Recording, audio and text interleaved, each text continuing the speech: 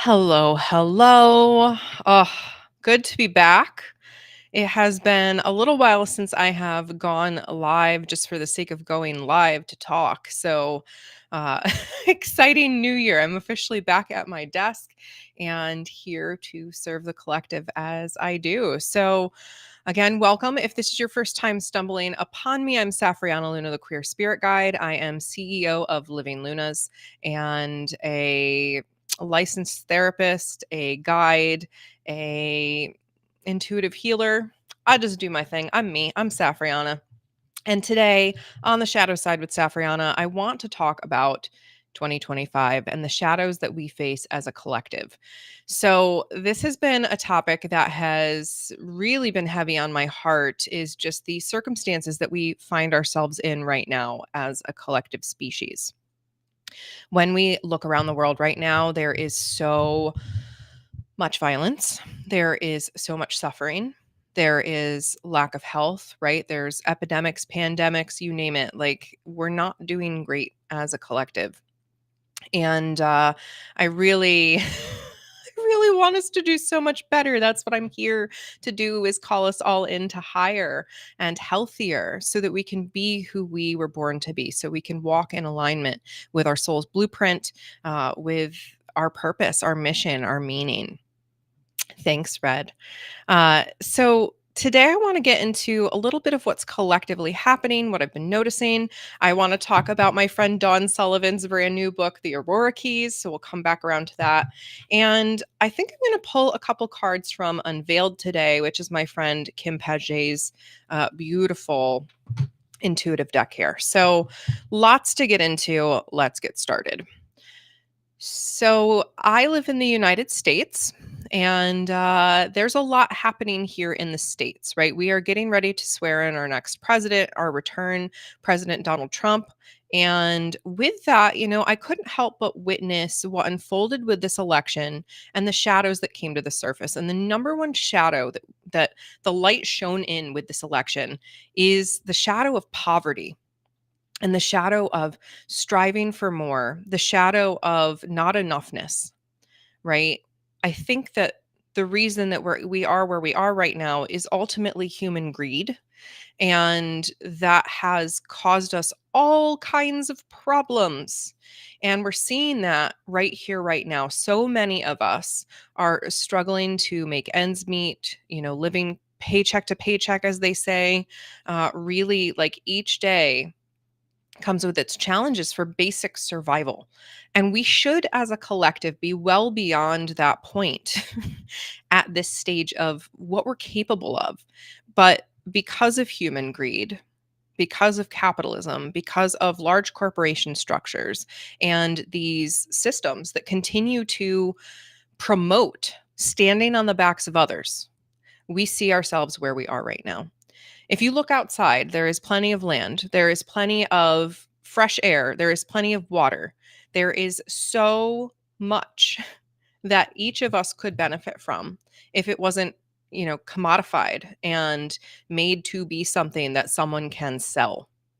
And so I think that is our number one biggest shadow as a collective right now is that we're trying to monetize absolutely everything in favor of communal support, in favor of taking care of one another, right? It is this I need to take care of me that's not in balance. I talk a lot about taking care of yourself. There's so much that we need to do that is purpose driven when it comes to taking care of ourselves, but it's not this I will literally step on whoever it takes to get where I want to go.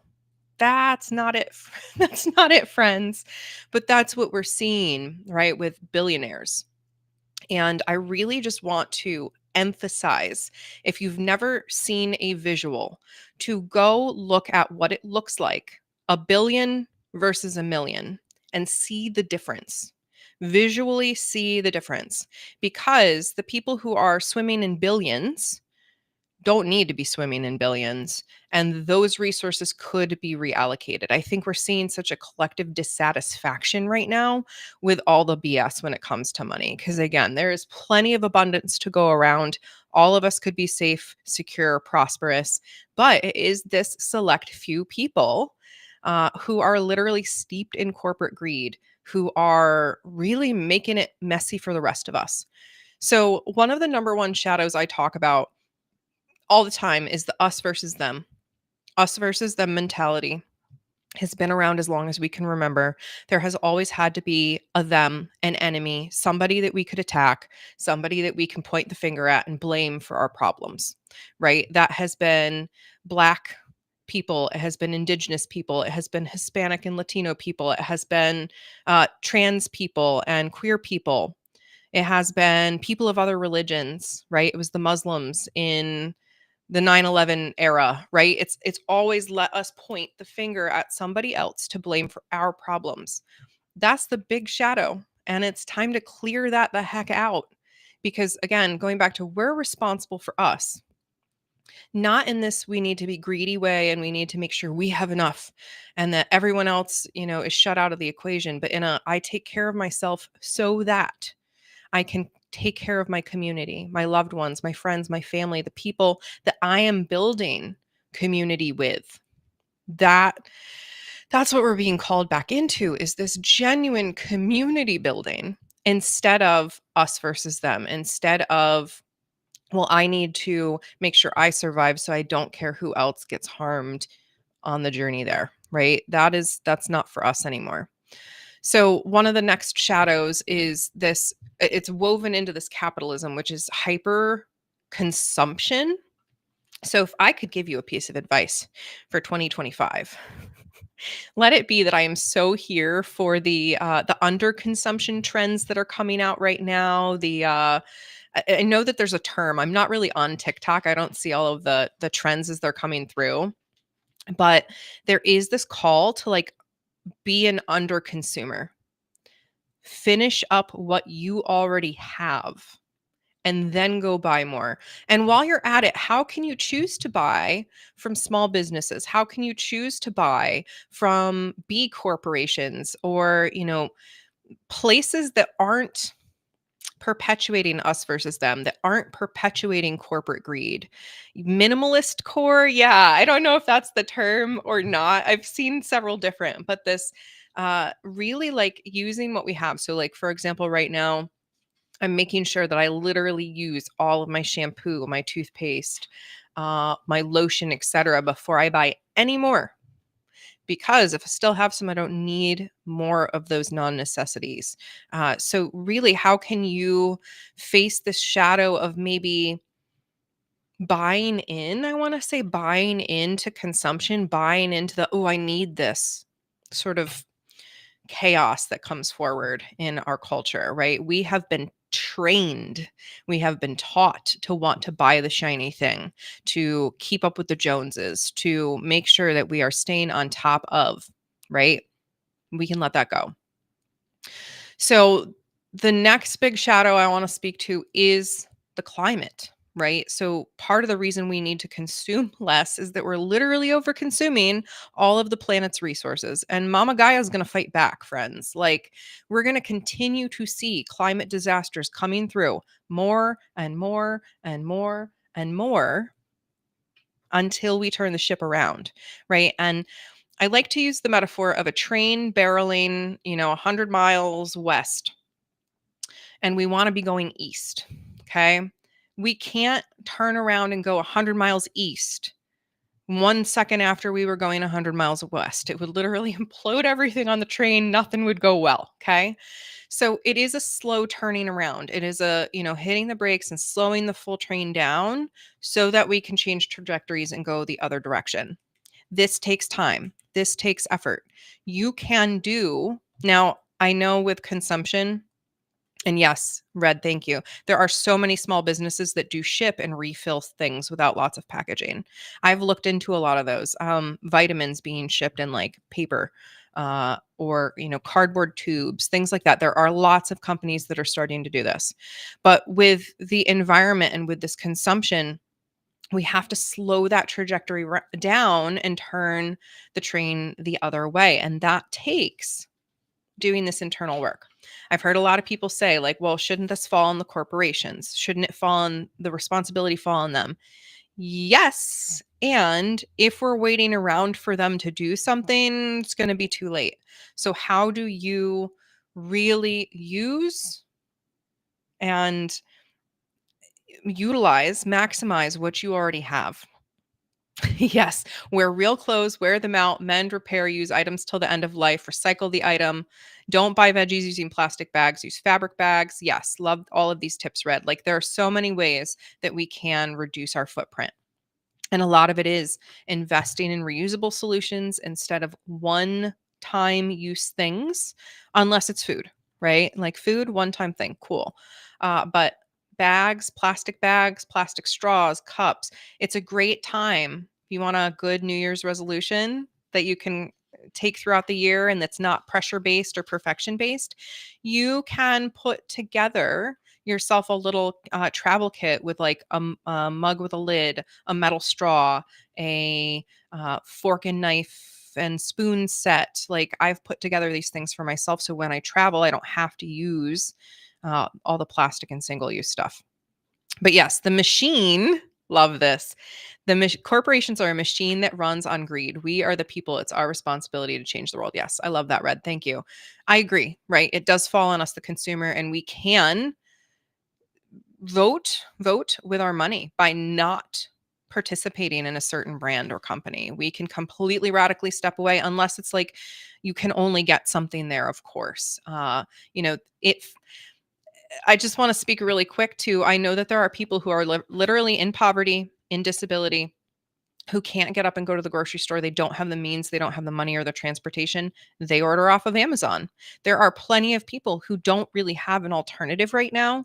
So the people who do have an alternative, this goes back to the community piece. How do we lift each other up? How do we grab the hands, right, and liberate? Those of us who can make these changes can begin to make these changes and slowly over time make them easier for others. But we aren't going to be able to put equal burden on people who are disproportionately targeted by corporate greed, by the system that wants to profit off of every single person and doesn't see certain kinds of people as real people or entities deserving of basic survival, food, shelter, etc. So it's you can see this is a hot button topic for me. There's so much we can do, but not every person's going to be able to do every little piece. So find where you can make the impact and make your impact. So the climate we've already started to see, we've seen climate change, we've seen temperature fluctuations, we've seen bigger weather systems, right?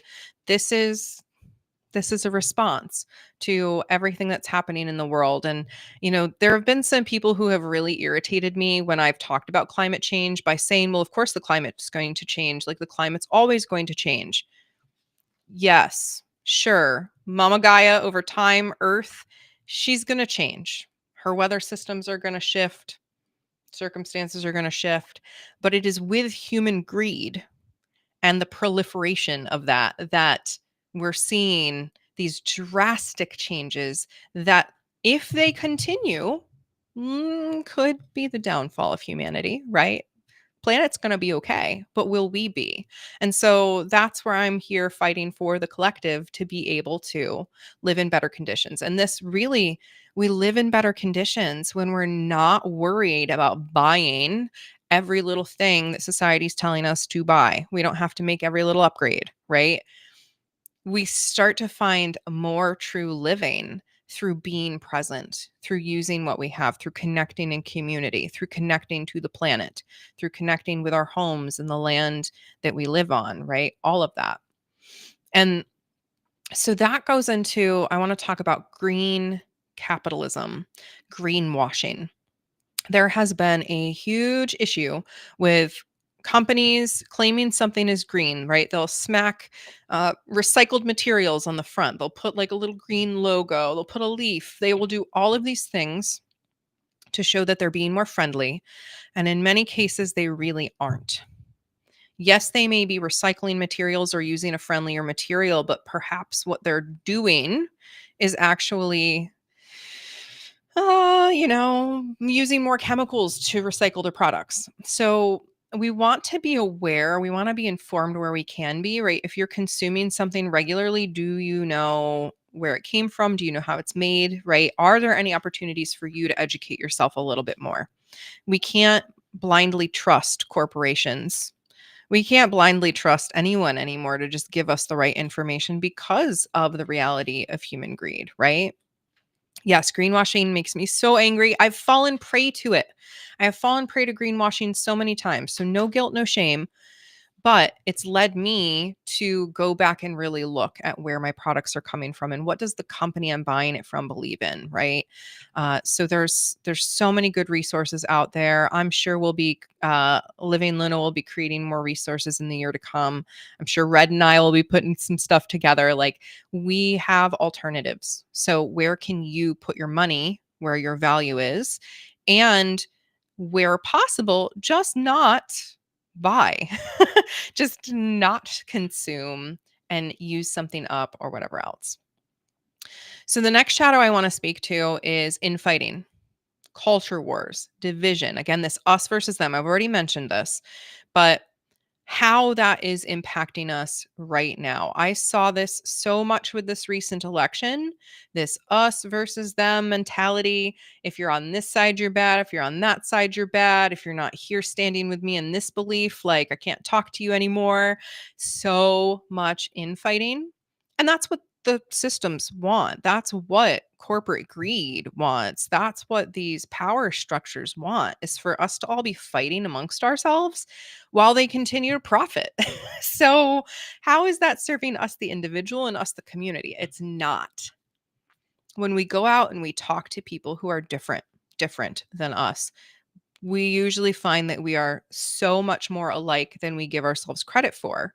But the perpetuation of culture wars and us versus them and there needing to be an enemy keeps our nervous systems on high alert constantly. And we're literally constantly trying to figure out, are we safe or not?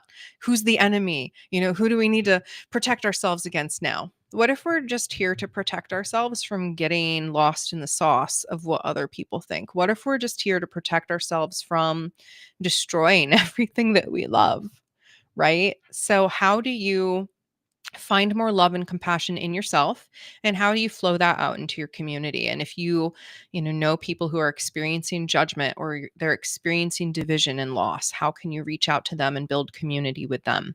There is so much love to go around. Love truly is unconditional. Actual love is unconditional. So if you are falling victim to either someone not unconditionally loving you because you're a certain way, or you don't want to love others because they're a certain way, you're not really acting out of love. You're acting out of fear. You're acting out of shame. And again, I don't say this to guilt you, to shame you, and to point a finger at you, but rather to shine a light on it so that you can begin to reorient to something that feels more aligned and healthy for you within. Yeah, Red says, we're all brothers and sisters, but we need to learn to get along, not allow others to pit us against each other. Yeah, there is no enemy other than really fear, shame, uh, destruction. Those are the enemy. Like just okay, let's caveat there, right? We're in the shadow light dance, and that is a part of life. There is creation and destruction we have to consume to stay alive. But we don't have to do it at this level of just destruction and pain and suffering. I One of the things I always say is there's already enough pain with sickness, with natural disaster, with accidents. We don't need to cause each other more harm through what we do to one another. We really don't. So, one of the things that's been top of my mind lately, this is another collective shadow, and this goes into us versus them and all the toxicity that exists. I'm just going to toss it out there. I've been watching the Blake Lively and Justin Baldoni feud right now because it's very interesting to me, because I love to watch these collective trends and where we're looking. And that uh, what's going on between the two of them points to, again, a larger collective issue, but we see it when it's celebrities because paparazzi and news outlets, and we're so obsessed with the glamour, right? So Blake Lively filed a lawsuit against Justin Baldoni, claiming that there had been sexual harassment and inappropriate comments on set. And now Justin Baldoni has come back and filed a counter lawsuit saying, in fact, she was the one who damaged his reputation and all of this is a smear campaign against him. Oof. This is like so much collective us versus them stuff right here in our face. It is the as people step forward and talk about the shadows and the reality of what's happening, more and more of this stuff bubbles to the surface, more of the toxicity comes up to the surface to be witnessed.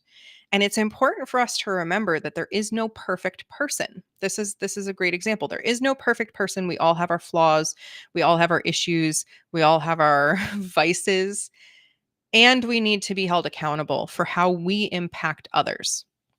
And so this is just a sort of pop culture example of how often when people do stand up and try to hold one another accountable, it can be very explosive and people can get very defensive and the ability to talk calmly about things goes away. So that's what I'd like to call more of into the collective is this ability to actually talk about how we're being impacted by one another and to take accountability for that in ourselves and change how we interface with others or in the community. But we have seen, since the Me Too movement, there's been this rise of people coming and trying to stand in their power and say, like, I have been harmed by this person or this system. I mean, oh my gosh, look back at the Nickelodeon things that were coming forward about all of these stars who had been abused, right? Like all of this stuff has come forward recently because we have social media, because we have camera phones that we literally carry around everywhere. We are at a state as humans where we can have access to almost any information that we want at any time, for the most part, right? There are, of course, exceptions. And yet, we're somehow so uninformed as a collective, too.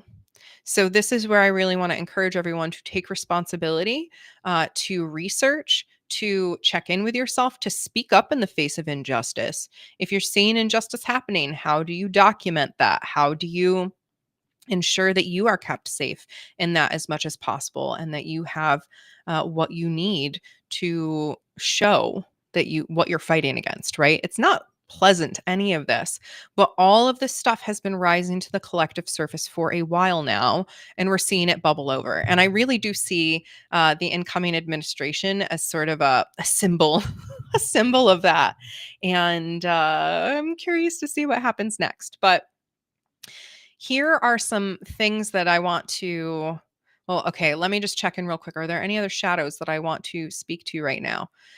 I do just want to speak to sexual violence, right? We continue to see sexual violence be an issue and lack of consent culture be an issue. And I think that that is so important for us to turn around. Um, it's got to end, right? This lack of consent and violation of others' bodies has to end. All the violence in the world has to end. We're never going to be 100% perfectly at peace. Again, we're in this shadow light journey.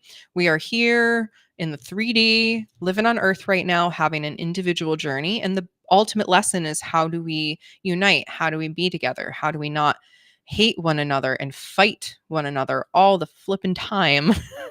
That's our big thing that's here for us right now. So, how do you begin to invite that in? So, I want to just toss out a couple really quick things to consider. And then I'm going to share a little bit about the Aurora Keys and pull a couple cards. So, right now, I've already mentioned this, you can begin to have an impact simply by rerouting your money, right? If you have money to spend, and you are buying things, how do you buy that in a way that shows your power more? How do you really put your money where your values are and live in alignment in that way? Researching B corporations, certified green corporations, picking foods that are more in alignment with your energy, your values, right? All of these little things that we can spend our money on, routinely spend our money on, just shifting how we do that to bring it into a little bit more alignment. And if there's one thing I want you to not forget, it is that in the us versus them battle that is ensuing, the desire from those in power is to displace our attention onto each other, instead of on where the issues are really coming from, which is this like 1% and up hyper rich class of people who have no class solidarity with anyone outside of their bracket and for the most part aren't doing anything great with it. Right, there are people with a lot of money who do donate and whatnot, but for the most part when we look around at the behaviors of some of the ultra rich, they aren't great. So the enemy is not your neighbor, the enemy is not the gay person down the street. The enemy is literally greed, and it's corporate greed, and it's this class structure that continues to perpetuate really toxic hierarchies. There is no human being who is worth more than another human being, period. And I know that that's really hard for some of us to swallow when we see the harm that some humans do. But the reality is that none of us outrank one another. So, sure, some of us might be accruing more karma or, really having a bad impact, but we're not more valuable than one another as a fundamental being. So, where can you find solidarity with your peers, your community? How do you go out and support one another, find support for yourself? That's definitely something to be thinking about right now. It's a great time to be thinking about how you sustain yourself. How do you make sure that you are safe, supported, and secure? I just invested in solar power, battery backup in case of power outages, environmental damage, etc. Right. So, what are some little ways that you can make sure you have backup plans or just a way to support yourself in case of weather or whatever else that might arise? And how do you renew your resources, right? Not all of us have the capacity to grow crops or our own food. So that's where mutual aid networks really come in. How do you root into your community and find mutual aid? So, for example, that might look like our garden this year. We grow way too many peppers and way too many patty pans because they were just overflowing. So, mutual aid could look like us giving those out in the community, literally free to anyone who needs the food, right? So, how can you contribute to that, or where can you hook into that if you are a person in need, right? This is, again, going back to that hierarchy. None of us are above the other. We are here to help lift each other up and out. So, how do we do that? And that means looking at our own level of privilege and figuring out where we can contribute according to our current level of privilege. Those of us with privilege, it's on us to liberate and help others gain the same privileges that we have. So, this is collective liberation and caring for one another. And it's so, so, so important.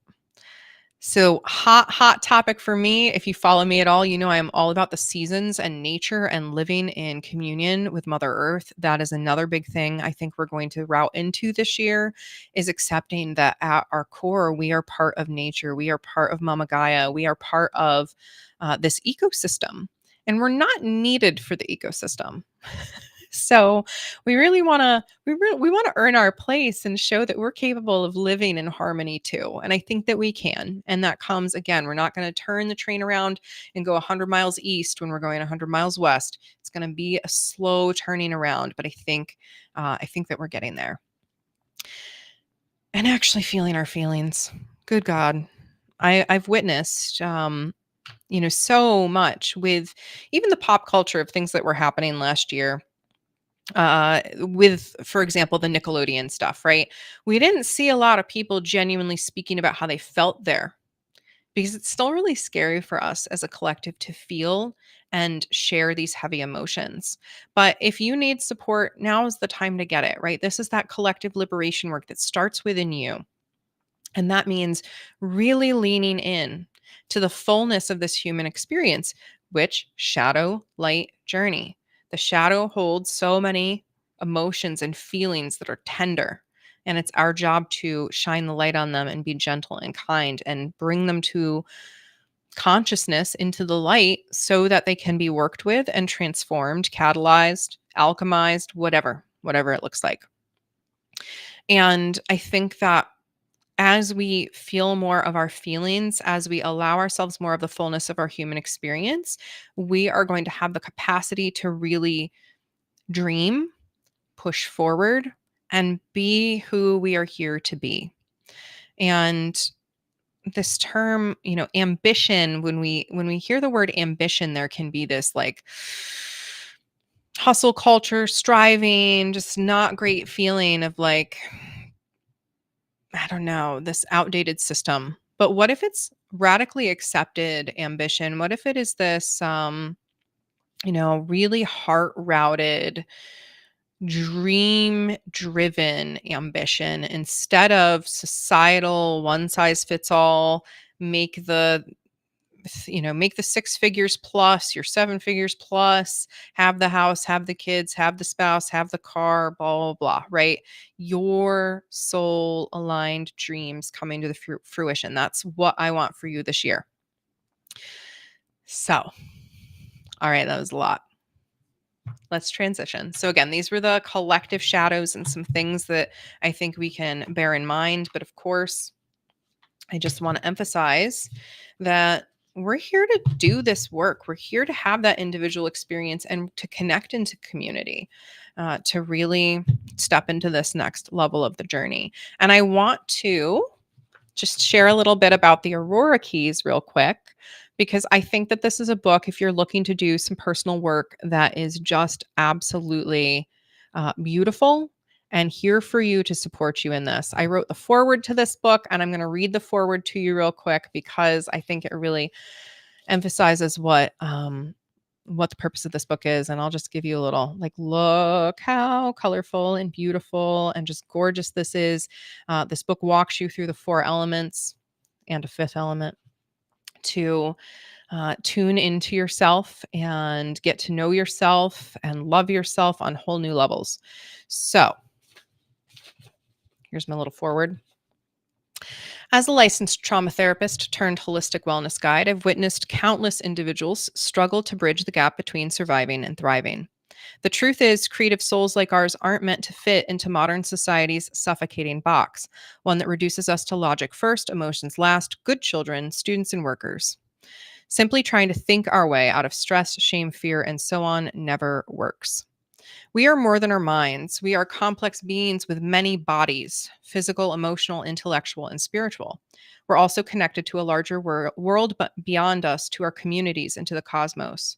So, how can we ever hope to experience a sense of wholeness without looking at all of ourselves? True transformation, health, and alignment in life requires us to honor all of these aspects of our being. This is precisely why Dawn Sullivan's The Aurora Keys is such a powerful and timely gift to the world. I originally met Dawn when she became a co-author in the House of Indigo book Shadow Alchemy: How to Turn Your Inner Darkness to Gold. I was immediately struck by Dawn's sensitivity to the human struggle, her compassionate wisdom, and her intuition.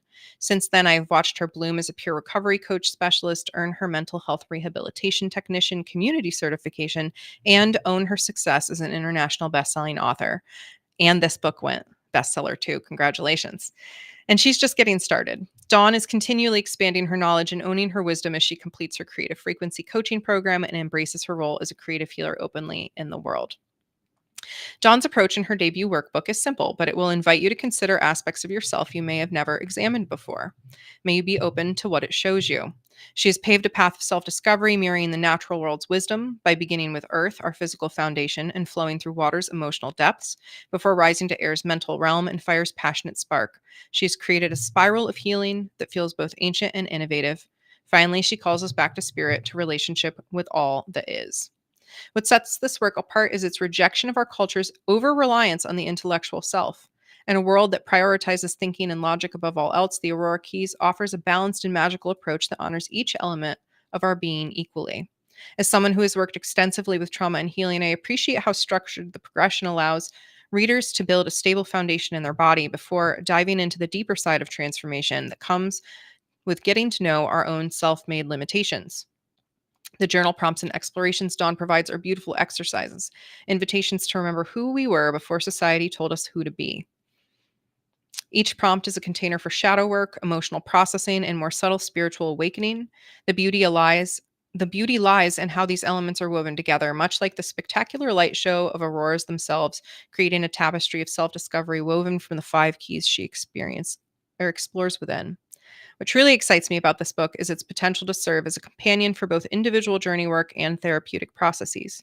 Whether you're working with a mental health professional, exploring spiritual development, or seeking authentic self expression, these pages offer a framework that can support lasting self awareness over time. I invite you to return to it as needed, to take the prompts as you feel called, and to be compassionate with yourself through whatever arises. As an advocate for holistic healing, I see the Aurora Keys as a fantastic tool for anyone ready to get to know and embrace their whole self, shadows and light, wounds and wisdom. Dawn's work reminds us that we have the power and the magic within us necessary to transmute our inner darkness into spectacular displays of light. May these pages serve as your companion as you unlock the magnificent potential that already exists within you. With love, Safrianna, the Queer Spirit Guide. So this is I'm not going to spoil the rest of the book. Like I feel like the preview says what it is and what you're getting into, but I just want to again just flip. Oh my gosh, it's so beautiful. The power leaps off the pages. It's just a stunning work. Bite size, right? It's not super duper thick. So if you are looking for a little self-help journal to guide you through 2025, if you're looking to get to know the elements more, absolutely wonderful resource. Can't recommend it enough. Thank you, Dawn, for putting this out into the world. All right, now the fun part. I'm going to pull just a couple cards. These are for the collective. These are just to see, right? I already spoke about some of the shadows that I see in 2025, facing greed, facing poverty, facing us versus them, greenwashing, capitalism, all of that. But are there any other shadows? Okay. The shadow of overachieving. Again, this is from my friend Kim Paget's Unveiled deck. So the shadow of overachieving, it's pretty straightforward, right? I think it goes hand in hand with what I've been talking about, that we are always striving for more, bigger, more, right? And it's exhausting us. It's draining us. It's not here for us. It's time to be in rest and play and joy. Expectation, the shadow of expectation. I think that this shadow comes up with the expectation that if we just did things the way we were told by authority, we would have different results. And that's not true.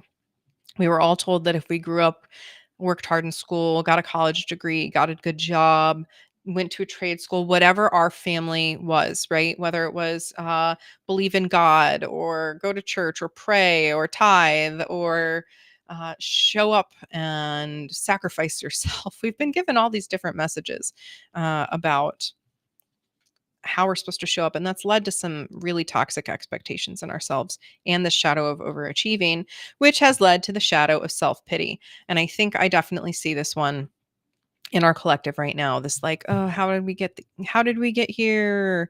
Well, the answer's human greed and systems and structures that are not supportive.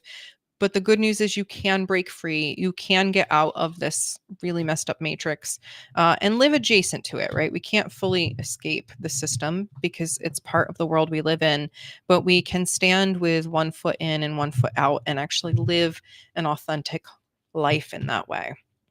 So what energies, these are the light cards, what energies can we focus on as a collective to work through these shadows and to begin to liberate ourselves? Relationships. So really stepping up in community and in our one-on-one relationships to anchor into love. That's number one. And to remember that we're not here to sacrifice ourselves and put ourselves on the chopping block. We are here to be in relationship with one another and co-create beautiful things together. All right, what else? What other thing of the light can support us in this journey? Self-worth. When we have really good self-worth, we are less likely to be swept up in the narratives of how we get worth, right? Going back to this consumption culture and capitalism, we've been trained to believe that our worth is based on what we have, what we own, how much money we make, how big our house is, how shiny our car is, how many kids we have, whatever it looks like. So it's time to come back into heart-centered self-worth. What makes me me? What makes me shine? What is my core truth? That is here for us. All right, one more. You're so welcome, Rachel. I love being live and chatting with you all. Material needs. Ooh, I love that this one came up because I've been talking a lot about billionaires and corporate greed and consumerism and greenwashing and all of this. But then we have this card in the light reminding us that yes, we do have material needs. So the way that we move beyond this overachieving and the expectation and the self pity is by being in relationship, having self worth, and making sure we are meeting our material needs. So, food, shelter, sleep are our basic needs. We all need warmth. We all need food and hydration. So, meeting our material needs is really important. But how do we do that in a way that lights us up, that feels pure, that feels aligned, that feels right for us? And when we get down into the soul level and we really tune in, we know we know that it is not by harming other people. It's not by being greedy. It's not by uh, taking the last thing so no one else will have any, right? It's about meeting our basic material needs, having more than enough, and being able to share outward into the world. So when we can allow ourselves to be in the flow of abundance within ourselves, we can flow that abundance out towards others. So all of this makes sense to me. Absolutely love this deck. Again, unveiled. And of course, I shared the Aurora Keys with you today. So if those are of interest to you, you can find them on Amazon. And I think that Dawn's doing signed copies of her book soon too. So I hope this was helpful. I hope that you got something out of this talk today. You know, ultimately, at the end of the day, the message is clear: love yourself, love the planet, love each other, and don't feel like you have to give in to this story of greed. It is not for you. It's not for you. If you're listening to this, greed is not for you. And you get to liberate yourself. You get to help others. If you have privilege, you get the joy of beginning to reallocate some of that where you can, how you can, using your privilege to benefit others. It's truly a magical thing. We don't do it out of being performative. We do it out of unconditional love and knowing that loving others is loving ourselves. That's the energy that we want to cultivate and call in the face of mass greed and corruption and yeah, all of it, right? I didn't even begin to speak on insurance companies, but I'm sure I'll be back about that at some point. And, just as I'm wrapping up here, I want to say, the Shadow Side with Safrianna is my new segment. I will be having some new podcasts coming out this year. If there's a topic that you want me to talk about, please feel free to directly message me. Unfortunately, sometimes things get lost in comments. They get lost in DMs too. Honestly, the best way is to email me, guide@safrianna.com. But tell me if there's something that you would like me to cover because I am so happy to talk about these things that you're passionate about and to keep talking about the shadow side of things. I think that's my passion. If you know me, you know me. And I love talking about the shadow because not nearly enough of us are. It's not that scary. We think it's going to be scary. It can be, I'm not gonna lie, but it's not as scary as we think it's gonna be. Emotional, sure, tender, sure, but not the most scary thing in the world. I think the scariest thing in the world is never knowing yourself or feeling trapped in someone else's game. So liberate yourself, friends. Know that I'm here for you. If you ever want to figure out how we can work together, same thing, guide@safrianna.com. I am here for you. You can go to safrianna.com or livinglunas.com to see all of the things that we're doing. Follow us on YouTube, all that and more. All right. I love you so much. I care deeply about you. I am here for the collective to rise into better. I know we can do better. So I am here cheering you on, loving you fiercely. If there's anything I can do for you, please let me know. And until next time, I'm Safrianna Luna, the Queer Spirit Guide. Bye for now.